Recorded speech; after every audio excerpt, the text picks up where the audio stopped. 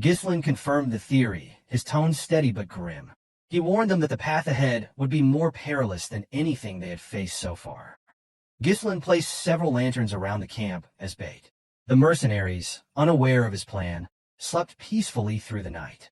Even Gordon, bare-chested, leaned against a tree trunk and slumbered undisturbed until a sudden noise roused him.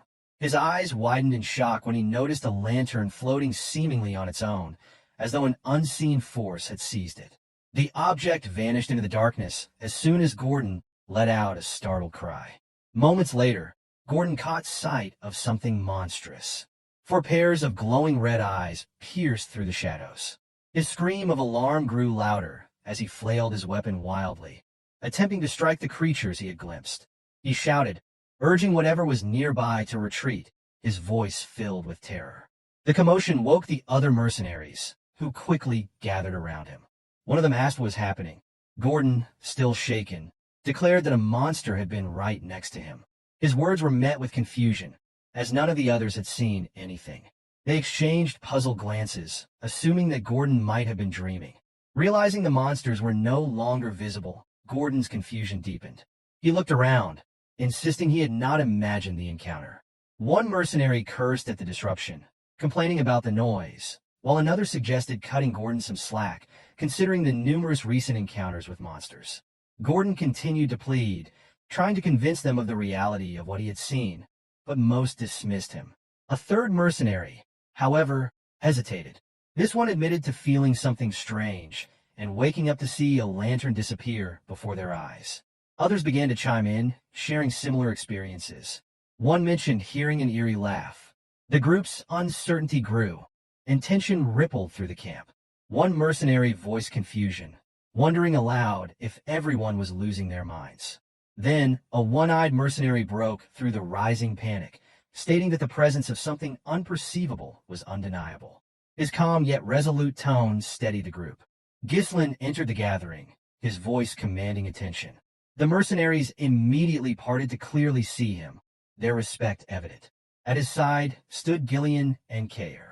Ghislain ordered everyone to regroup, preparing them to address the unseen threat. As the mercenaries formed a defensive circle, guarding one another's backs, the high-ranking members convened inside a tent to hear Ghislain's explanation. Gordon, still visibly shaken, questioned if monsters were truly surrounding them. The one-eyed mercenary voiced concern over their inability to see the creatures. Ghislain confirmed the suspicion, explaining that the creatures were likely drawn to the group near the lake.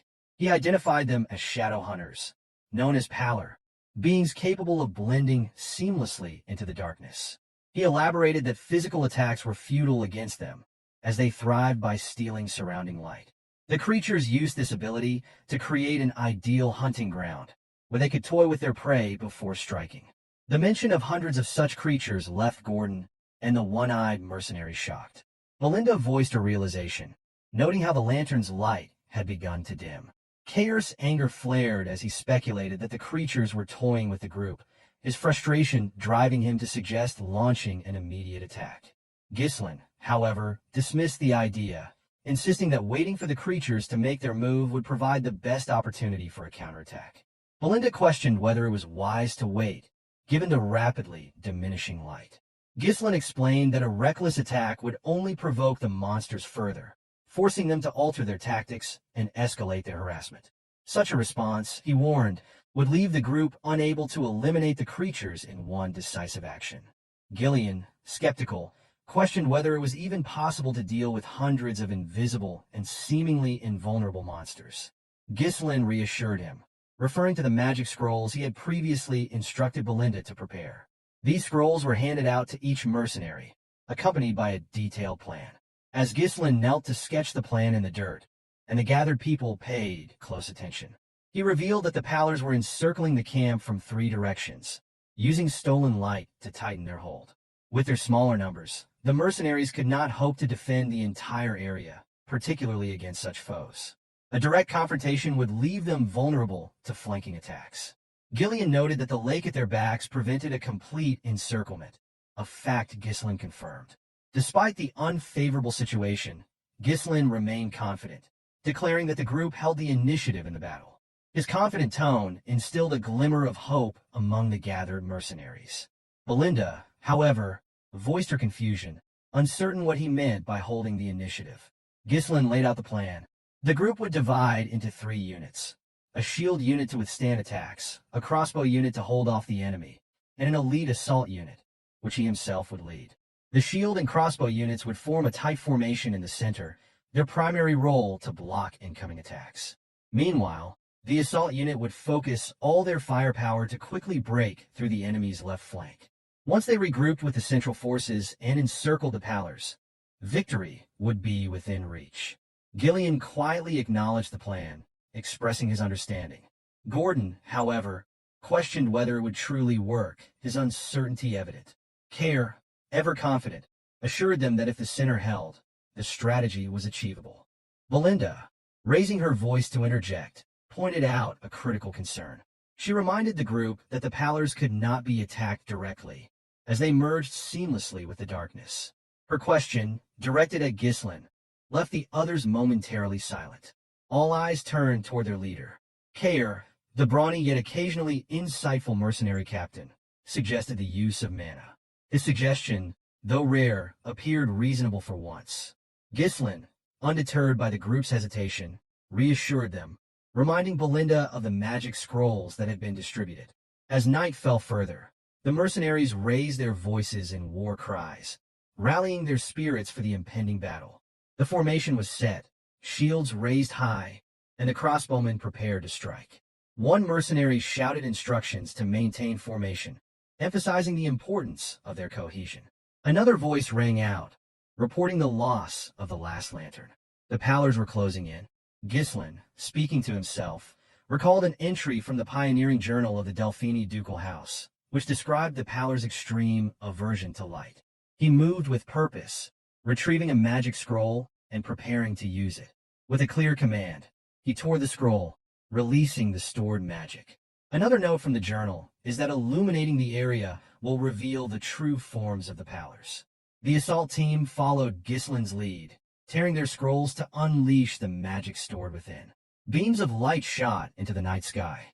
In an instant, the sky lit up as though it were day, banishing the oppressive darkness, exposing the pallors' eel-like forms as they surrounded the camp.